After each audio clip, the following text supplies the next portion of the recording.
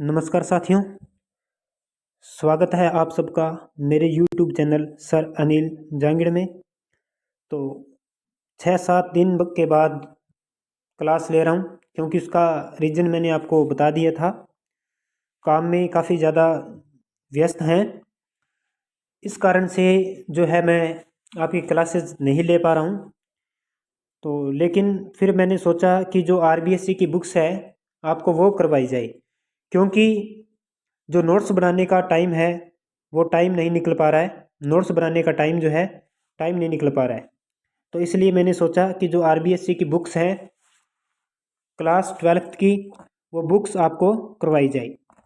तो आज इसका जो हम स्टार्ट करेंगे, जो फर्स्ट चैप्टर है वो आज की क्लास में हम जितना चैप्टर हो गया वो करेंगे, और नेक्स्ट क्लास में करेंगे जितना भी चैप्टर हमारा रह जाएगा। तो चैनल को ज़्यादा से ज़्यादा शेयर ज़रूर कीजिए और अपनी तैयारी को नियमित बनाए रखिए। और आप अपनी तैयारी के लिए क्या कीजिए, जो पीछे क्लासेस मैंने बना के छोड़ रखी हैं आप उन क्लासेस को देखिए, ठीक है। अब हम आज की जो क्लास है वो हम शुरू करेंगे। चैप्टर नंबर फर्स्ट है माइक्रो इकोनॉमिक्स का, अर्थशास्त्र का परिचय, इंट्रोडक्शन ऑफ इकोनॉमिक्स। तो शुरू करते हैं। मानव सभ्यता के प्रारंभ से ही मानव की भिन्न भिन्न प्रकार की आजीविकाओं पर निर्भरता रहती आई है। आदि मानव का जीवन यापन आखेठन पर आधारित था। तो थोड़ा सा ये ध्यान रखना, आदि मानव का जीवन जो है वो आखेठन पर आधारित था। पशुपालन व कृषि आजीविकाओं का रूप लेकर आज अधिकांश लोगों की रोजी रोटी का साधन है। कालांतर में औद्योगिक क्रांति के बाद संसार के कई देशों में आजीविकाओं का रूप बदला। आज उद्योग, व्यापार एवं अन्य वाणिज्यिक क्रियाएं विकसित हो गई हैं। वाणिज्यिक क्रियाएं अधिकतर लोगों के रोजगार व आय का साधन बन गई हैं। इस प्रकार आर्थिक क्रियाओं के स्वरूप में विकास एवं परिवर्तन हुआ। इसी तरह आर्थिक क्रियाओं से संबंधित आर्थिक विचारों, सिद्धांतों व नियमों का साहित्य समृद्ध होकर अर्थशास्त्र के नाम से लोकप्रिय हुआ। देखिए, इसके बाद में अर्थशास्त्र नाम का उल्लेख भारत के प्राचीन ग्रंथों में मिलता है।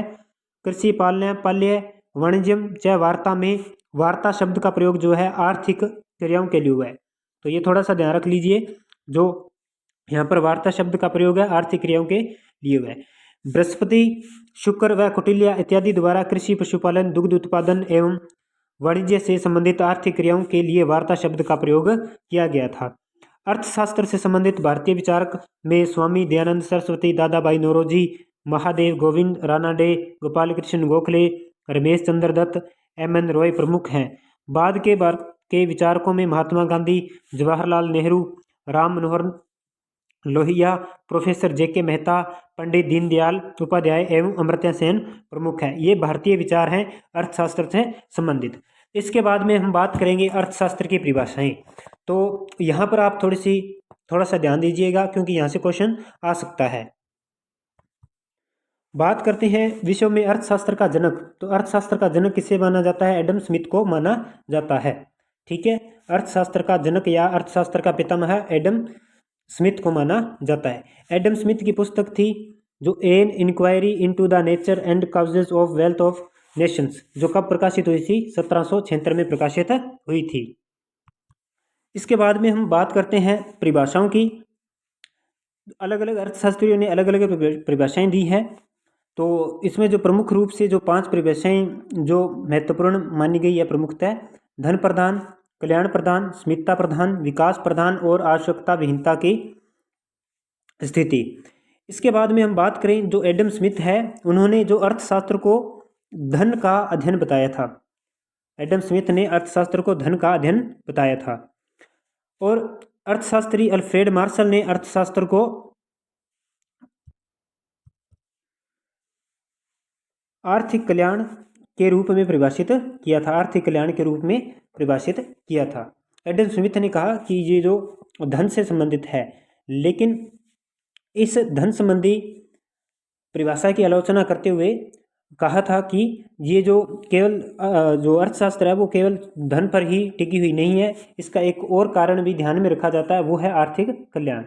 इसके बाद में बात करें, उपयुक्त विचारों की कटु आलोचना करते हुए लॉर्ड लियोनिल रॉबिन्सन ने अर्थशास्त्र को असीमित आवश्यकताओं व सीमित साधनों से संबंधित बताया था।